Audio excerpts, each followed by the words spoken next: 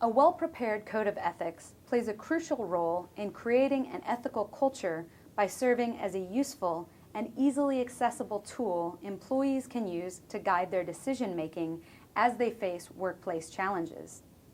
All employees, from entry-level to senior executives, face situations in which they must make decisions on behalf of the organization, including decisions about how to use the organization's resources and how to interact with customers, beneficiaries, or other stakeholders.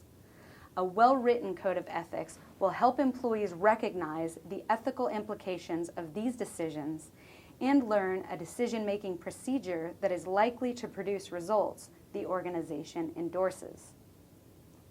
While a well-prepared code of ethics will do a great deal to help an organization foster an ethical culture, a poorly prepared code will do little to advance such a culture. In fact, codes that lack clarity or that focus on the wrong things can be counterproductive. The purpose of this course is to provide you with a framework you can use to develop a code of ethics that inspires and empowers your employees to consistently meet high standards of ethical conduct. It is important to note that this course simply provides a quick overview of this complex process and will not provide you with the level of knowledge held by ethics professionals. However, in cases where your organizations lack resources to support an ethics office or to bring in ethics professionals, this training will provide you with an overview of how to write a code of ethics that resonates with your employees and clarifies your organization's expectations for how they should make decisions. Some topics we will cover include some benefits of a well-prepared code of ethics, an overview of a process you can use to develop an effective code of ethics, and a description of the sections that are usually seen in effective codes of ethics. We will start with a discussion about the benefits of a well-prepared code of ethics. Before preparing a code of ethics, one should understand how a well-written code can promote ethical behavior among employees. This understanding will help you approach your code preparation in a way that is likely to yield these results. To this end, let's review some of these advantages. First, a code of ethics can build consensus about the organization's ethical standards. It does this by specifying the organization's mission, core values, and other standards, and clarifying their meaning by using organization-specific examples illustrating how these standards should factor into employees' decisions during ordinary and extraordinary circumstances. In the process, the organization also clarifies the organization's expectations of employees and teaches them how these standards should guide their decision-making. When employees understand the mission and core values of their organization and are provided with concrete examples that illustrate how these things should guide their behavior, it prevents confusion about what behaviors the organization sees as unacceptable. Doing this also teaches employees decision-making processes that are likely to yield results the organization will endorse. When a code of ethics clarifies what resources the organization provides that empowers employees to behave ethically, it provides a foundation for building trust. It does this by providing employees with information about the support systems available to them when dealing with ethical challenges and providing them with reassurance that they will be supported when they make decisions guided by the organization's standards. This, combined with keeping its promises to support such employee decisions, will build trust between organizational members. Ethics codes also promote good governance and accountability and provide a basis for enforcing behavior. They do this by documenting the commitments of organizational members at all levels and making them available to both employees and the general public.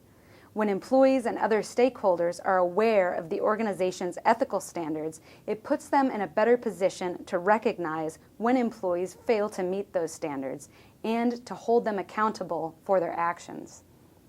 By providing employees and stakeholders with information about the ethical commitments of the organization, a code of ethics also encourages the reporting of misconduct, which puts the organization in a better position to enforce its standards. This is significant because employees determine what really matters to the organization not only by the standards it documents, but also by the behaviors it measures, punishes, and rewards. Also, a well-written ethics code combined with ethics training programs and other methods of reinforcing the code will make ethics a regular topic of discussion, encourage employees to seek guidance when they are unsure about the proper course of action, and raise awareness about the ethical dimensions of workplace challenges. When organizations provide clear expectations about the values that are supposed to guide employee decisions, it provides them with the vocabulary to meaningfully discuss workplace challenges, and it legitimizes their interest in ethics.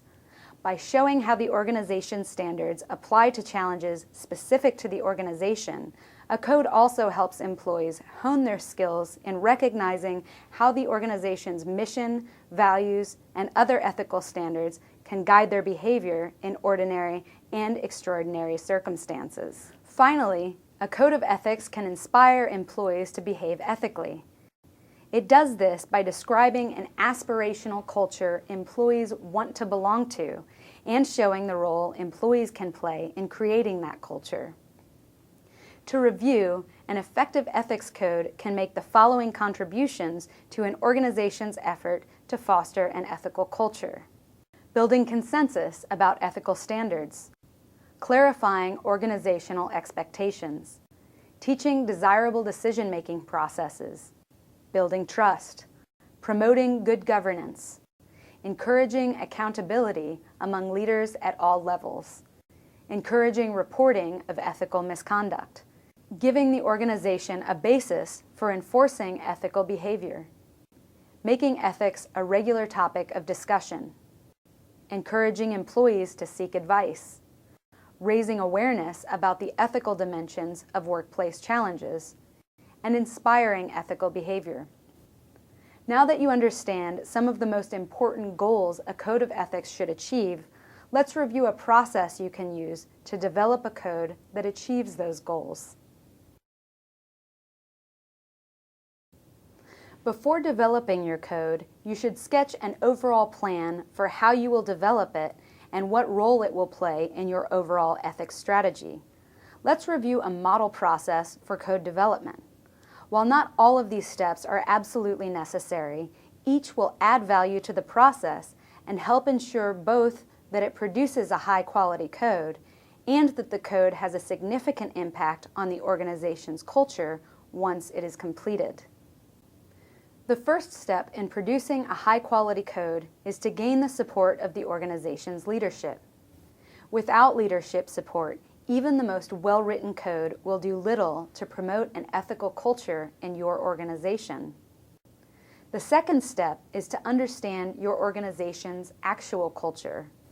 That is, you need to understand what standards your organization succeeds in communicating to your employees, how your employees actually behave in both ordinary circumstances and during critical events, and what motivates employees to behave as they do. You can gain this knowledge by carrying out an ethics assessment using the framework provided in the previous course. Understanding your organization's actual culture is crucial at this stage because it will help you determine the root causes of ethical misconduct and come up with a targeted set of goals that address these problems. The third step is to determine what you want the code to achieve. That is, you should decide the behaviors you want to encourage and discourage and what outcomes you hope to see. To create a clear and realistic set of goals that your employees will be willing to endorse, you need to understand the aspirational culture organizational members would like to belong to. You can also gain this information from your ethics assessment.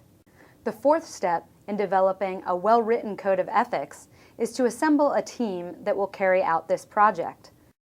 This team should include a group of individuals who can represent the most significant stakeholders of the organization, including the wide range of individuals employed by the organization and the wide range of customers, beneficiaries, and members of the broader community that are affected by the organization's activities. If you are preparing a code for a very large organization that includes many business units and has many groups of people in the community that count as stakeholders, you may not be able to include a member of each group in your team. However, you should make sure to select a diverse group of individuals who, together, have a strong understanding of the organization's stakeholders and can represent the interests and demands of all of those stakeholders. The fifth step in code development is to create a mission, vision, and value statement. A mission statement is a declaration of the purpose and goals of the organization.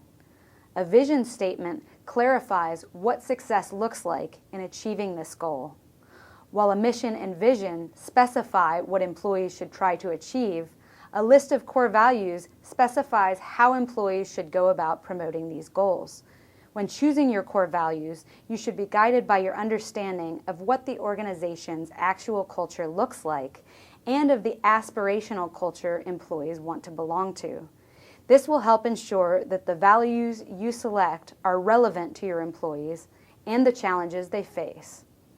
You should also choose values that help employees navigate common ethical challenges arising in your industry and your organization. When selecting the organization's core values, you should follow these guidelines. To ensure that your organization's core values cover enough ground to provide significant guidance, you should choose at least 3 core values. To ensure that employees can remember both the list of values and how the organization defines those values, you should not pick more than 7 core values. To ensure that employees understand how the core values are supposed to guide their behavior, you should use clear and relevant language to elaborate on how the organization understands each value.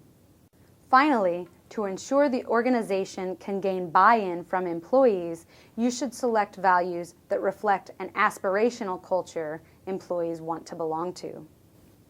As you work to create a mission, vision, and value statement that achieves these goals, you will need to use the information you gathered during your ethics assessment.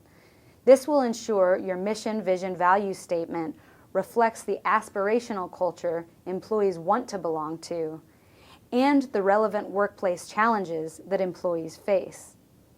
It will also help you use language employees understand when drafting the statement. The 6th step in developing an effective code of ethics is to determine which standards and behaviors the code should emphasize through the code provisions. Code provisions are specific guidelines that clarify how the organization's mission, vision, and values are supposed to guide employee behavior. Because it is not possible to come up with a comprehensive list of provisions that cover all challenges employees face, you should determine which challenges to focus on. You may, for example, want to include provisions that address common challenges and that address areas where the organization has commonly seen misconduct in the past. Regardless, you should try to choose provisions that will make your code relevant and useful to employees. The 7th step in code development is to outline how the code provisions relate to the organization's policies and procedures. For example, if you have a provision linked with the core value of respect that forbids harassment, you should also specify the policies and procedures that clarify the organization's expectations in this area. You can do this by including footnotes that refer to a source offering more detailed information about the organization's rules in each area. This strategy helps make the code concise while still providing detailed guidance to employees who need it. The 8th step in developing a code of ethics is to draft the code provisions and the other elements of the code. There are several elements of an ethics code, including a meaningful title, a statement of the organization's mission and vision, an introductory letter from the organization's most senior executive, a table of contents, a list and description of the organization's core values, a prologue to the provisions, the code provisions, a description of the systems and structures that support the code in promoting an ethical culture in the organization, a model ethical decision-making process, and a statement of responsibility for employees to sign. We will discuss the goals for each of these elements and what they should include in the final section of this course. The ninth step in code development is to solicit feedback from a group of stakeholders beyond those you selected to draft the code. This group should represent a wide variety of stakeholders, including employees representing all business units and all levels of seniority. If your organization is very small, you should allow all employees to provide feedback. You should also consider soliciting feedback from those representing key groups of beneficiaries and other stakeholders in the community. After soliciting feedback from stakeholders, you should review the feedback and revise the code as appropriate. While you do not have to follow every suggestion, you should acknowledge that you took all suggestions into account and explain how each comment factored into your decisions about how to revise the code. You should also keep in mind that this feedback can be used not only for code revisions, but also for the development of ethics training programs and other aspects of your organization's overall ethics program.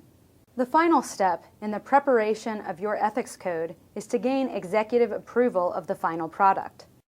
When you reach this stage, you should explain the process you employed to produce the code and the reasons guiding your choice of how to articulate the organization's mission, vision, and values, and the reasons you selected the code provisions covered in the code. Now that you've got an idea about the benefits a code of ethics can provide and the process you should employ to produce your code, let's review a description of what should be included in each section. Let's begin with a discussion about the sections that should be included early in the code's contents. The first thing employees will see when they receive your organization's ethics code is its title. To generate interest and enthusiasm about the code, you should try to come up with a title that is meaningful to your employees and introduces the organization's aspirations in a way that generates motivation to foster the culture the code aims to promote. You should try to come up with something unique to your organization rather than just finding a title you like from another organization's code and using it. After the title, the first section of the code should list the organization's mission and values. Recall that a mission specifies the purpose and goals of the organization, and a vision clarifies what success looks like in achieving this goal. These statements form the foundation of your code. Everything else, including the core values and code provisions, specify strategies for reaching the goals specified in this section. An introductory letter written by your organization's senior-most executive should also be found near the beginning of the code. This letter should indicate the significance of the code and emphasize the importance of its standards. In order to do this, the letter should define the purpose of the code, introduce the nature of the code provisions by indicating whether they are enforceable or just aspirational, clarify that these code provisions represent standards the organization hopes employees will meet, explain the benefits the code can bring to the organization, the community, and the reader, acknowledge those who participated in the development of the code, affirm that the code is a living document that will be revised as needed in the future according to the organization's changing needs and challenges, and indicate that all employees at all levels are expected to abide by the standards presented in the code. The senior-most officer who crafts this letter should also promise that he or she will abide by the same standards. There is one more element that should be found near the beginning of your code: a table of contents. This will increase the utility of your code as a reference employees can use to seek guidance as they face particular workplace challenges. When they face such challenges, they should be able to look at the table of contents to determine which section provides guidance on the current dilemma. You should also make sure to number the pages of your code to help ensure that employees can find the relevant sections quickly and easily. Let's continue with a discussion about the sections that should be found in the middle of the code. After providing the preliminary sections, you should include a section that outlines your organization's core values. This section should specify your organization's core values and define them in concise, simple language that all employees can understand. Your code's next section should include a prologue to the provisions. This prologue should explain why the organization chose to include the standards covered in the provisions as particularly important to highlight. Because ethics codes cannot include every possible standard an organization wants its employees to meet, the team creating the code must choose which standards to highlight. In choosing these standards, the team should be guided by an understanding of the organization's overall goals, an understanding of the actual culture of the organization and ethical misconduct that has arisen in the past, and an understanding of the aspirational culture employees want to belong to. If the code contains a prologue that summarizes the reasons the code development team chose to highlight the standards covered in the provisions, it gives employees the context to make educated assumptions about how the organization wants them to behave when they face challenges the code does not cover. Immediately following the prologue to the provisions should be the code's list of provisions. This section should do 4 things. First, it should specify each highlighted standard of behavior in clear and concise language that all employees can understand. Second, it should show how each provision relates to the organization's core values. Ideally, the core values you selected are relevant to your employees, the challenges they face, and the personal values they hold. The standards highlighted in your provisions should have the same relevance and should expand on how those core values should guide behavior in specific cases. Suppose, for example, that your organization selected fairness as one of its core values and defined fairness as treating everyone with equal respect and concern. To expand on what that core value means and how it should be applied, you may come up with several code provisions that illuminate how that value relates to employees, beneficiaries, and the broader community. After considering what issues your organization needs to highlight, you may select the following provisions. Managers should follow the organization's hiring and evaluation procedures consistently and avoid showing favoritism to specific employees or candidates. Employees should distribute an equal portion of resources to each beneficiary unless they can demonstrate an unequal distribution is warranted due to different levels of need. Employees should avoid bribery, corruption, or any other activities that promote unfair competition. One way to show the relationship of such provisions to the core value of fairness is to provide a separate subheading under each provision that lists the core value relating to the provision. This strategy makes extra sense if some of your provisions relate to more than one core value. You can also organize the provisions according to the value they most generally support. The third thing your code provision section should do is provide examples that illustrate both how an employee can meet the standards expressed in each example and how an employee can fail to meet those standards. To do this, you should consider writing case studies that clarify what compliance with the standard and failure to comply with the standard look like. You can also do this by including answers to sample questions that employees might ask about how to apply the provision standards in their jobs.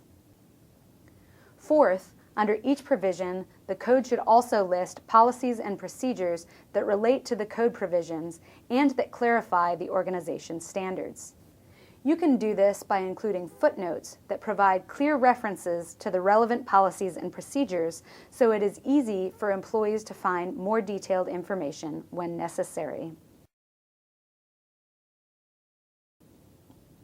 Now that you have an overview of the contents that should be included in the beginning and middle of the code, let's continue with a discussion about the sections that should be included at the end of the code. After explaining each code provision, your code should include a description of the systems and structures that support the code in promoting an ethical culture.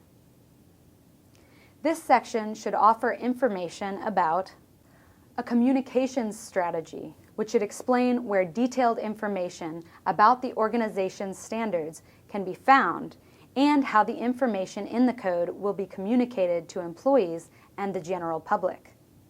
A training strategy, which should explain what ethics topics the organization's training program will cover, how the training will be delivered, when employees must complete the training, and who must complete the training. Instructions for where to seek guidance, which should list the people employees can turn to for counsel when they are unsure about how to respond to a challenge they confront in the workplace, and an outline of the organization's policies for reporting suspected or observed misconduct. This section should explain the process employees should use to report misconduct, the process the organization uses to investigate misconduct, and whistleblower policies that indicate how the employee reporting misconduct will be protected from retaliation. The end of your code should also include a section that provides employees with a model ethical decision-making process. A typical approach is to provide employees with a list of questions they should ask themselves. You should try to make the procedure long enough to prevent misconduct, but short enough that employees can remember it when they have to make a spur-of-the-moment decision.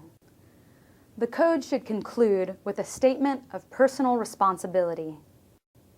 This statement may resemble an oath that employees take representing their commitment to uphold the standards articulated in the code to the best of their ability. I want to conclude the course by reiterating a few key points. First, you can only prepare an effective code if you have an understanding of your organization's actual culture and the aspirational culture your employees want to belong to. To gain this knowledge, you must conduct an ethics assessment before drafting your code. Second, a code will have little to no impact without the appropriate systems in place to support it, including effective modeling of ethical behavior among leadership, effective training programs, consistent enforcement of the code's standards, and the presence of reporting mechanisms that are easy for employees to use and that protect them from retaliation. Finally, a code of ethics is a living document that should be updated as the needs and challenges of your organization change. Preparing a code of ethics that promotes an ethical culture is a lengthy and difficult process, but once you begin the process, you will find that each step adds value and gives you additional tools to foster a culture in which the members of your organization consistently and willingly meet the highest standards of ethical behavior.